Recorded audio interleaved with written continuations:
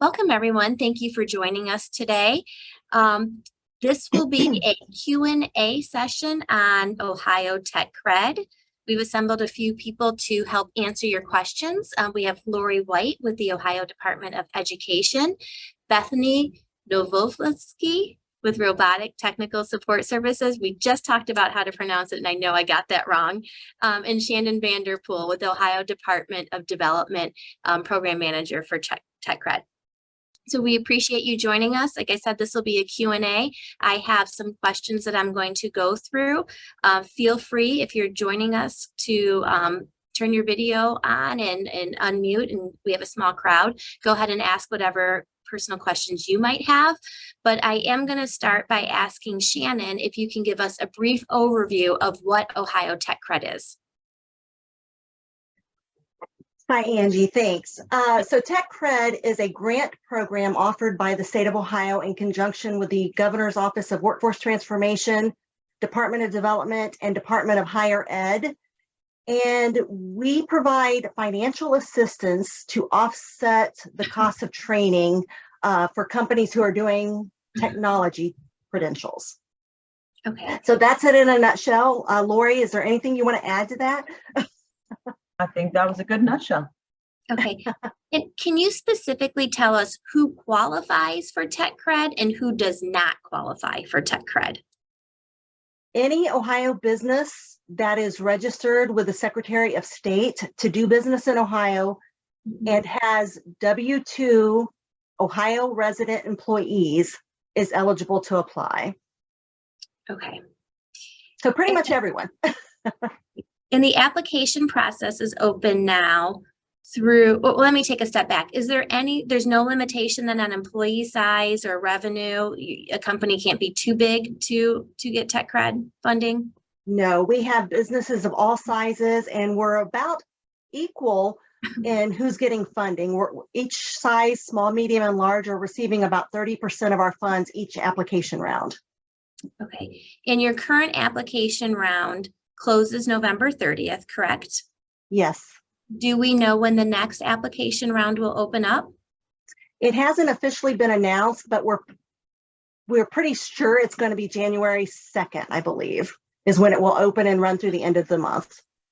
Okay. And can you talk about if you apply, let's say you apply during November, and you alluded to earlier in the conversation that most of your applications come in the last 24, 48 hours, which I'm guessing is pretty typical. We at the Family Business are going to try to do our part in future rounds to kind of push that up earlier and get the information out to our members.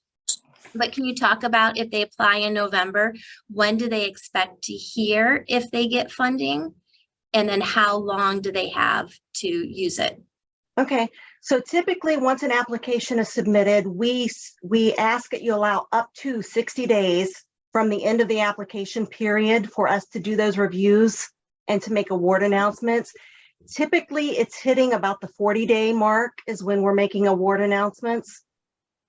So for November, you're probably looking at sometime in January, early January, for awards. You then have 12 months from that award announcement to utilize those funds. I had a question. Do you need to have a state of Ohio supplier ID to apply? You do have to have a supplier ID number. That is a number that's assigned by state accounting, the Office of Budget and Management, and that's the number that allows each state agency to be able to pay money out to an entity. So how long does that take to get? That typically takes, as long as you provide them with the correct information, 7 to 10 business days. So we can't actually apply for this funding because it's...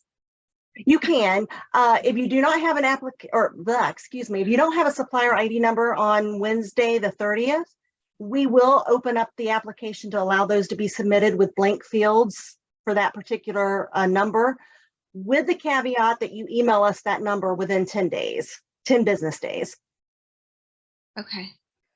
And then I think my organization has received this funding before, and I don't think that we just filled out a piece of paper. Is there a new form or a new process? This seems different than what I've done before.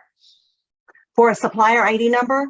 No, not for supplier ID number. I worked with somebody, I believe, in your organization. Was his name Teddy or Theodore, Angie? That was with the Lucas County Okay, got it. Workforce Development. Got it. Okay. Now That I was don't- that was a Yeah. different funding route. got it. I was like super surprised. I'm like, wait, what? Like, okay. So I can still apply. I can apply for the supplier number and the funding in tandem. Yes. Okay. Yeah, but the application, like I said, if we don't have the number within 10 days, the application may and probably will be canceled at that point. All right. And then who would I email that supplier ID number to? You can email that to techcred@development.ohio.gov. Okay, so And that's most likely we will be reaching out to you as well as soon as we see that email come in. So you can just respond to the email that we send you as well. So techcred@development.ohio.gov. Yes. okay. So that's a great note. If you don't have a supplier ID, you're saying you can leave that field blank, but you do need to apply for it ASAP. And who do they go to, or where do they go to apply for that? Do you know? It's Ohio Office of Budget and Management, and there's a link and phone number in the application. Okay.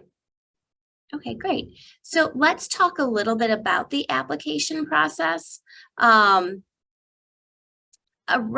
how long does it take? And what would someone need to have handy? Because what we've heard from companies that have started and stopped is, I started to apply for it, but then I needed X number or whatever information. I didn't have it handy, so I had to stop and I never got back to it. So we thought it would be helpful if we let everyone know this is how long to block off to expect to go through the entire application. And here's what you should have readily available before you start the application process. Okay, so I think, and Heidi, you already brought up the supplier ID. So that's probably the biggest one and the biggest item that takes the longest for a company to get. But once you have that number, it really shouldn't take more than an hour to complete an application. That would be for first-time users. For returning users, I've heard folks say it takes them 10 minutes to complete it. So coming in as a first-time user, you are going to be asked for your supplier ID number. And then the other number that we ask for is your Ohio charter/entity number. And that's the number that's assigned by the Secretary of State, because we need to verify that, yes, indeed, the business is registered with the Secretary of State. However, once you have those two numbers, the application then is pretty straightforward. You're just going to be, you'll be answering typical questions about your company, such as name, address, number of employees. Second portion is the training plan. So that's where you're going to tell us which credentials you're wanting. So once again, it depends. Is the company coming in and looking at this application for the first time and not thought about what training they want? If they are, then that's going to add some additional time to their putting it together, because they are going to want to be working with training providers to determine what credentials, when, and how much. So, like I said, I've heard 10 minutes to less than an hour. So, Lori, do you have anything to add to that?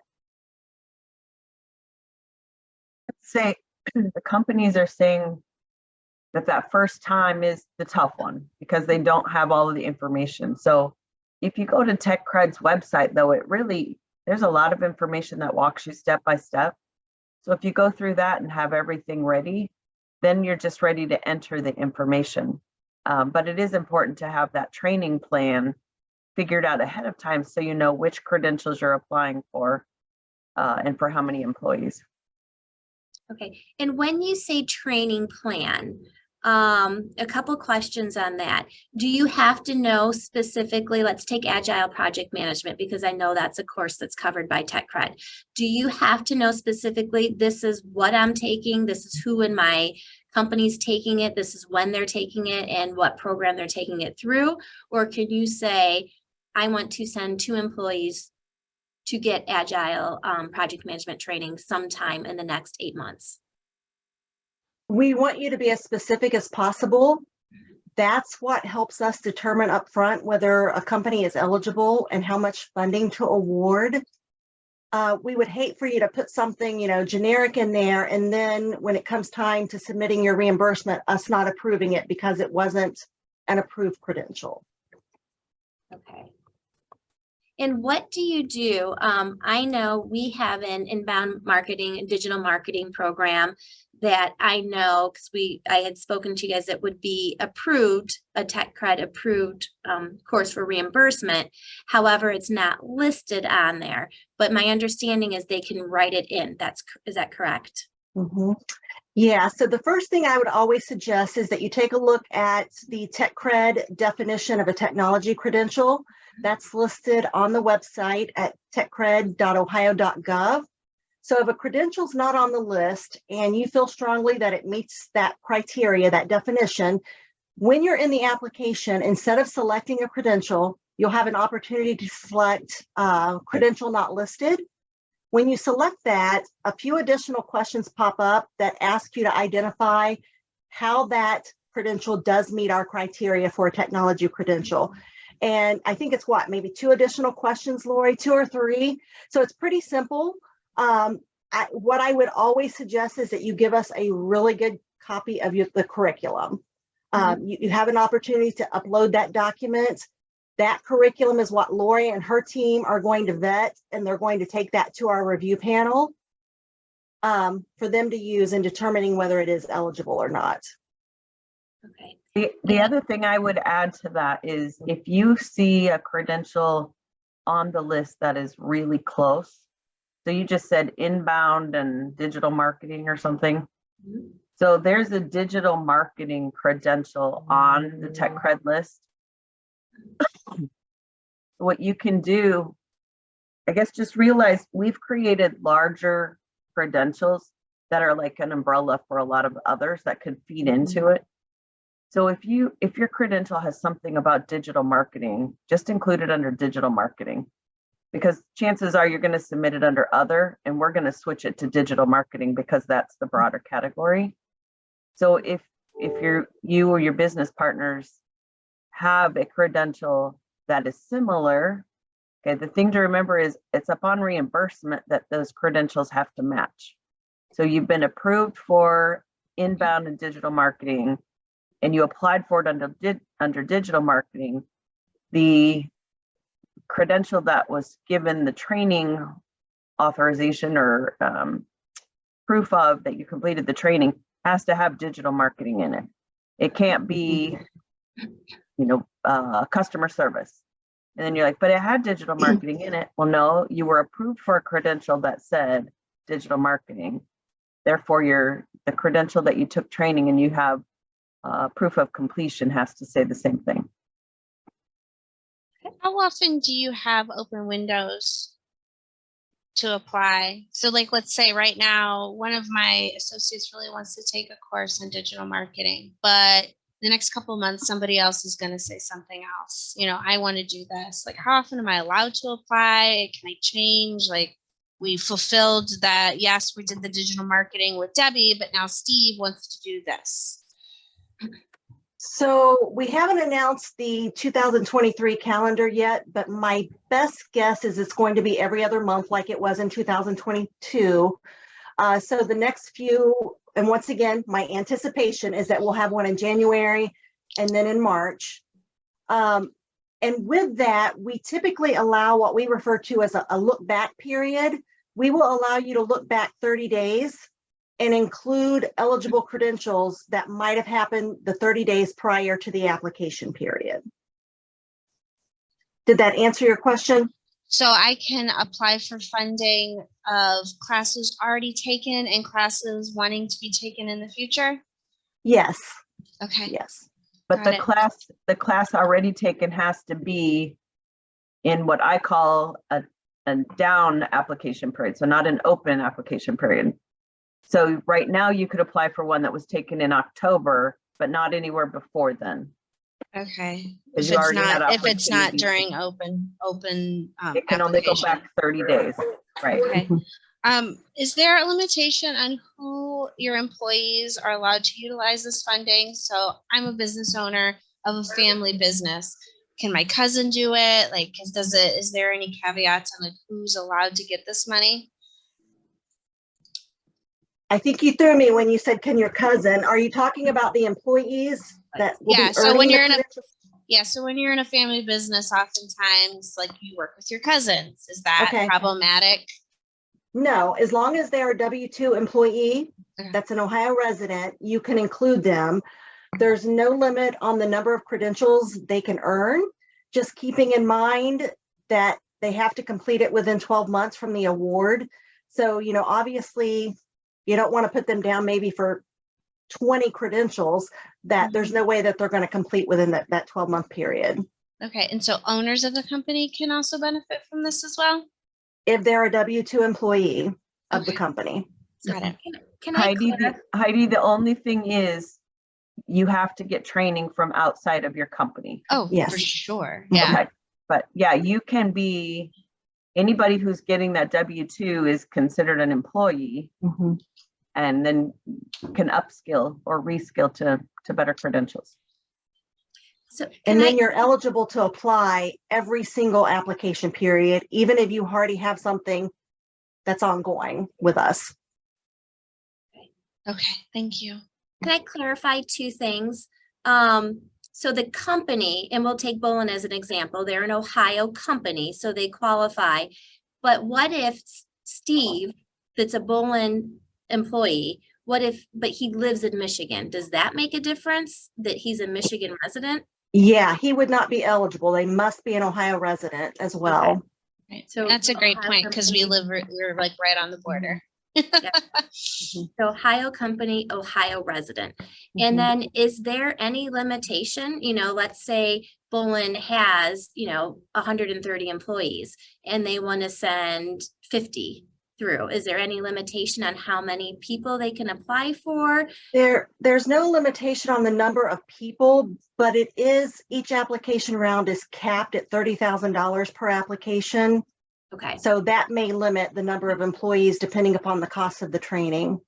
In each application round, so each month that you do it. So she might find a great digital marketing program that might use up $30,000 that she might receive in November, but then she could apply again for an agile project management or some other tech in January, if it's opened again in January. Okay, great. Awesome. I want to ask Bethany. Bethany is a member of our center, part of our manufacturing group that does a lot of work and has successfully utilized TechCred with her employees. And if you could just take a minute and kind of talk through your experience, and it sounds like you have a good process in place for applying and utilizing it that I thought would be beneficial for the membership to hear. Yeah, sure. First of all, I think the tech credit program is being run very well. I've been very impressed by how quick the communication has been when I've had questions. And so Shannon and your team, you guys have done an excellent job just managing it behind the scenes from what I can tell. Thank you. So, but from our side within our business, I have just a workspace where they can list. I gave my team the website that lists all the courses that are available, the tech credit website. So they seek out the classes themselves and then list them in a shared workspace that we have. And then I also ask them to go ahead and get a quote for the course, because a lot of times that's the hang up whenever you're going to do your application, is having that quote ready. Because if you have to go and wait on the provider to get a quote back to you for the different courses, sometimes that can cause a delay. So I kind of put the responsibility back on our teammates to find the course, get a quote, and then post it all on that shared workspace so that whenever it comes time to submit the application, I have all the information I need, the price, who wants to do it, and it's a pretty smooth process for our team. Where do you find the listing of coursework that might be eligible? I think it's the techcred.ohio.gov. Yeah. Okay. Thank you. Yeah. And Heidi, we can send that out to you in an Excel format if that's helpful. For sure. Yeah. I mean, I'm always, training and the opportunity to grow for our employees is, Yeah. best One practice thing for I the would business suggest and is for once you humans. do have an Excel list, Mhm. that's not all inclusive because this list changes every single application period. So if you are sharing an Excel spreadsheet, you'll still want to go to the TechCred website Mhm. and see what might have been added. Mhm. Is this list categories or is it specific, like the Family Business Center is offering this agile project management program, or is it agile project management is covered? It's The just the second list version. of credentials that are on the TechCred list. Mhm. But Okay. sometimes people, you can look at that whole list and just scroll for a while because there's well over 2,000 credentials. Or some people like it in an Excel spreadsheet because then you could do a quick sort or a quick lookup for it. And then our team is also, whenever you get to that TechCred website and it lists all the courses and then it also lists providers, then my team has kind of gone through the rabbit hole of going to the provider website and then finding additional courses that aren't listed on the TechCred. And so then, so they'll request those. And so then I've submitted for those, I think, is it called like a custom project or custom request? And so it's been very simple to do that too. Like they said, it's just like 3 extra boxes where you have to, I basically would copy and paste the curriculum summary for the course. And so basically a lot of the providers that are listed on the TechCred website, that they're suggested providers. You don't have to go with them, but most of their courses could also be applied even if they're not listed on the TechCred website. Can we talk a little bit? I also want to clarify that this is a reimbursement, so you don't get the money ahead of time. What is the process, or what do they have to have to make sure that they get reimbursed? So for reimbursement, we need a copy of the credential earned, an itemized invoice so that we can see how much per person the credential costs, and then proof of payment. Okay. And is it up to 100% or is it you get 100% reimbursement? It's up to $2,000 per credential. Okay. So it also depends upon how much an company entered into their application. So if you identify that a credential costs $800 at the time of application and we approve it for $800, but then when your employee goes and takes that course, it costs $1,000, we can still only reimburse up to the $800 that was approved in the application. Okay. Good.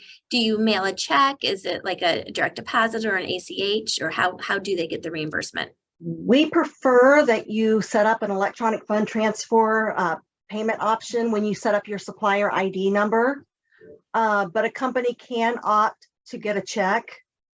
It really is up to the company, but our preference is the EFT. That way we're not tracking down checks that might get lost.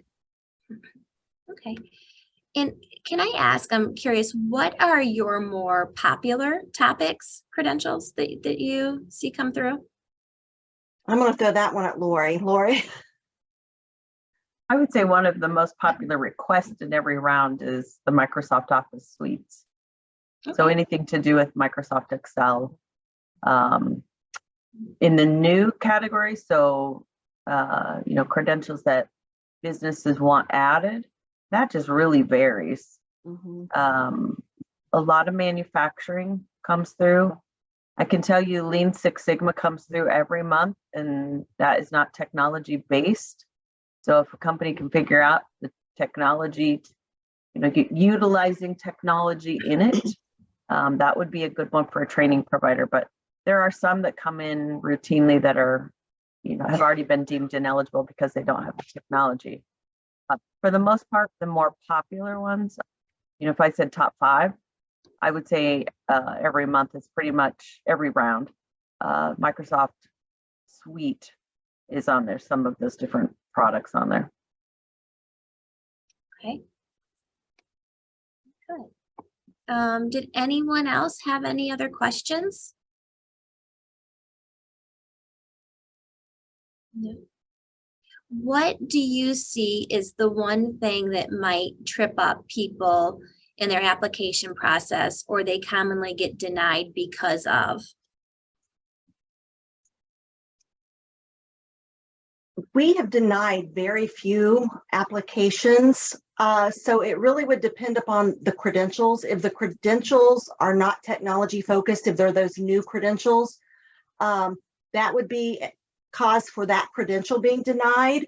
It doesn't mean the whole application would be denied if there were other eligible credentials in it. We have denied applications when a company wasn't able to get a supplier ID number for us. That's very rare because, as long as you're communicating with us, we're pretty easy to work with. And we can extend the time as long as we know that you're working with the Office of Budget and Management to get that number. Do you have your direct line? I can call you. I'm already seeing like a glaring problem. So it's probably something I probably should call on. Yeah, my office is working remotely. They did not give us phones. So email shannon.vanderpool@development.ohio.gov is the best way to reach me. Okay. Or if you email techcred@development.ohio.gov, I have that mailbox as well. Thank you. Do you have an instance, or is there an issue if someone applies for TechCred and then the employee leaves, or for whatever reason they don't do it? Is there any penalty for that if they're awarded it but don't use it? Currently, we do not have any penalties. What would happen is if they don't use the money at the end of the project, or better yet, is when you know it's not going to be used, you can cancel it via the status report so that we can reallocate those funds to a future application period. How long do you guys plan or see that this program will run for? Right now, we're in the budget for fiscal year 23. We are currently working on our next biennium budget, which would be fiscal year 24 and 25. That would start July of next year. So we'll probably know in May or June, have a better feeling on whether we're going to be in the budget. I will tell you, and Lori, I'm sure will second this. This program is very popular with the Lieutenant Governor's office. So I can't really imagine that we will not be funded in the next biennium. Awesome. But Bethany, it certainly would not hurt to send that you like this program. Send that to the Office of Workforce Transformation, because that is under the Lieutenant Governor's privy. So you can say you support it, you've participated in it. That would help. Okay, sure, thanks. Wonderful. That's all the questions we had, unless if there's anyone else had any other questions, or if you wanted to add anything that we may have missed or didn't cover that you hear a lot from some of your clients. On my end, I think you pretty much covered it. Okay. And the only thing I would say is if you're submitting for a credential that's not on the list and you're wanting it added or to be considered to be added, just make sure you're providing enough detail about the content of the training for the review panel to get a good idea of what it involves. And I will say, am I correct in saying that the provider, so in our instance, the Family Business Center at UT, does not submit the credentials for approval? It's the applicant that would submit it and say, this is what I would like approved. Yeah, we're trying to keep it company driven or business driven. So that is why we ask for the businesses to submit it versus the training provider. Okay. But as the training provider, you certainly can provide them with all the details that they need to submit. And we're happy to meet with training providers up front. We're happy to meet with businesses one-on-one just to make sure that they get through this whole process. Great. Yeah, you've been very responsive on my end too as a provider. And I know I've asked a lot of questions over the last year. So I very much appreciate that. I very much appreciate all of your time today. We kind of threw this together last minute. We saw that November 30th deadline looming, but this is great information to have. We're going to post it on our YouTube site. So if you know anyone out there that is interested in TechCred, and sometimes I know a lot of this information is online. Sometimes it's just easier to hear it and to talk through it. We'll get the video link out and feel free to share that with anyone. And we will do our job I'm trying to make sure we're providing all the information. I said, I know our digital marketing one applies, that program starts in February at $1,500, and the Agile project management course, I know that we do applies as well. And now I'm thinking we should do a Microsoft course too. That was one we could put together.